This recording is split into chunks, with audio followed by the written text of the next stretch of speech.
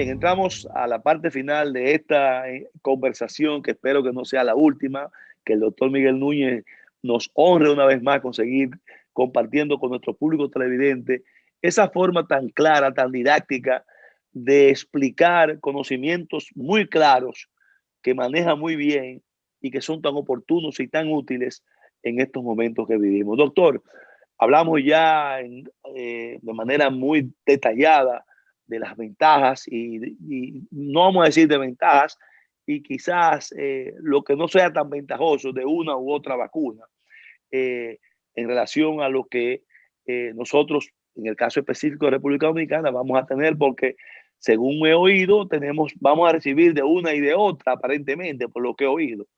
Y ahí hay como un problemita que tenemos que ver cómo ustedes, los especialistas, y ojalá, y lo digo con mucha humildad y lo digo con mucho ánimo de consenso y de armonía, que a veces nos salgan algunas voces un poquito alarmistas y hasta cierto punto, yo diría que no prudentes, de no llamar a no vacunarnos, de no llamar a hacer esto. Ahí debemos todos ponernos de acuerdo, ustedes que son los que saben de esto, y entender que nos estamos jugando todo por todo en esta situación. Y yo creo particularmente como usted, que la vacunación por encima de todo tenemos que tomarla. Y yo creo que un caso o dos casos que puedan ocurrir por razones que quizás no tengan que ver nada con la vacuna, como ha ocurrido en un país y que a un médico le pasó aquello, pero quién sabe que no fue, quizás no fue por nada por la vacuna, fue por otros elementos y quieren asociarlo a eso. Doctor, yo quiero quizás tomar un poquito atrás algo que a mí siempre he oído y quisiera que usted me lo confirme o que me aclare. ¿Es cierto y por qué se dice que los niños son más portavoces más efectivos, portan de manera más efectiva el virus que un adulto? Bueno, realmente se dijo mucho al principio.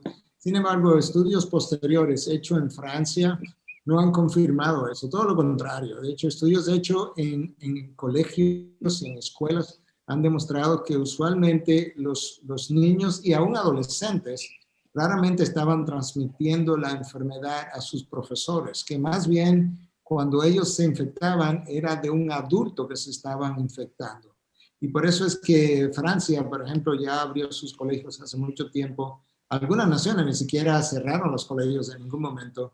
Y otras, el mismo Estados Unidos, la directora del CDC ahora mismo, del Centro de Control de Enfermedades, está propugnando para que los colegios puedan abrirse, porque al mismo tiempo no podemos olvidar que la pandemia no es simplemente el número de personas que se mueren por el COVID. La pandemia es un problema multifacético. De secuelas económicas, sociales, de muchísimas cosas. Exacto. Entonces, a nivel de niños y adolescentes, hay un aumento ahora mismo de ansiedad, de depresión y de suicidios incluso durante esta pandemia. El número de personas que han muerto de infartos cerebrales, de infarto del corazón y de otras enfermedades que normalmente reciben tratamiento continuo de mantenimiento también aumentó significativamente porque muchos de esos pacientes no fueron a consulta precisamente por miedo a enfermarse.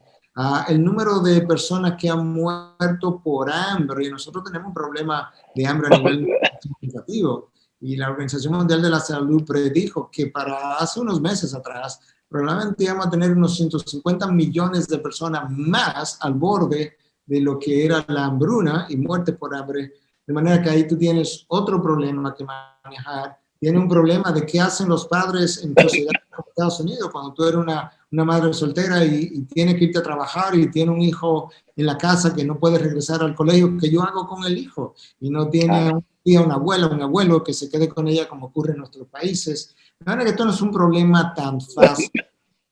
Con las economías, si nosotros subyugamos la economía, ¿cómo vamos a pagar por el costo de salud y el costo de aquellos que necesitan ser ayudados durante este tiempo con ayuda extra económica, justamente para que sobrevivan? No es tan fácil como parece cuando tienes un problema multifacético. Esto es una guerra y tenemos que abordarlo como una guerra, literalmente. Tenemos que ver quiénes son los que están dispuestos a sacrificarse. En la guerra, algunos van a morir en el pleito, pero eso es como la guerra han sido siempre, y esta es una de ellas. Por lo que yo percibo de usted, doctor, creo que es de lo que piensa, que independientemente de que el origen de esta situación es un problema sanitario y que es, yo diría, lo fundamental, cubrir y proteger la parte sanitaria, en primer lugar, buscar el equilibrio entre que la parte sanitaria y la parte de las secuelas de la situación que ha provocado la situación de la COVID-19 no se convierta en un problema que en cierta forma, aunque usted lo vincule a la salud mental, es también una parte sanitaria, porque la salud mental es también parte de lo que es la enfermedad, a veces más problemática que una salud física, es una salud mental porque tiene uno que lidiar con muchas cosas que uno a veces no controla. Y hay evidencia clara, doctor, de que todas las cosas derivadas que se han venido produciendo en materia de ansiedad, depresión, enfermedades que la propia salud mental han provocado ya físicas, se han escapado de las manos.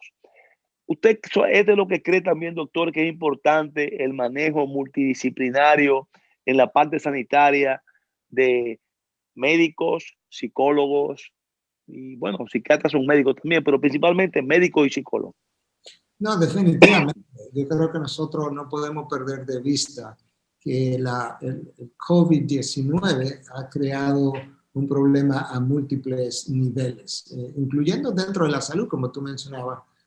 No es simplemente el virus agudo, pero el paciente que queda con secuelas neuropsiquiátricas, eso está bien descrito. El efecto colateral que ya mencionábamos en niños y adolescentes por el efecto de estar encerrado en su casa por meses y meses y meses. No podemos olvidar que hay una población menos pudiente que todavía tiene menos recursos y menos habilidades de ser educada en la casa, de ser entretenida, por así decirlo, también en sus hogares, y que tiene también un efecto significativo todavía aún mayor en ellos, en espacios muy pequeños, en espacios de hacinamiento. Claro. Cuando tú tienes que manejar una nación, no es tan fácil como manejar una familia, simplemente, o manejar un sector de la población. Cuando tienes una nación de múltiples ingresos, múltiples facilidades, múltiples posibilidades de educación, el manejo de eso es complejo. Y es más fácil cuando tú no tienes que hacerlo y poder decir, hagamos esto, hagamos aquello, cuando tú tienes que hacerlo todo al mismo tiempo y te toca manejarlo. Yo creo que eso es importante reconocer. Bueno, doctora, ya estamos terminando. Nos quedan apenas un par de minutos. Quisiéramos que en estos 2 minutos, de la forma sintética y clara como usted nos ha venido ofreciendo información, nos diga lo siguiente. Primero, que envíe un mensaje de lo que usted crea con relación a lo que tenemos, cómo debemos asumirlo de la vacuna de manera muy específica y directa. Y segundo, si usted piensa, de manera también en estos 2 minutos que nos quedan, que hay cosas que estamos haciendo ahora por parte del gobierno, en sentido general, que las que están bien, o si hay alguna cosa que debemos variar.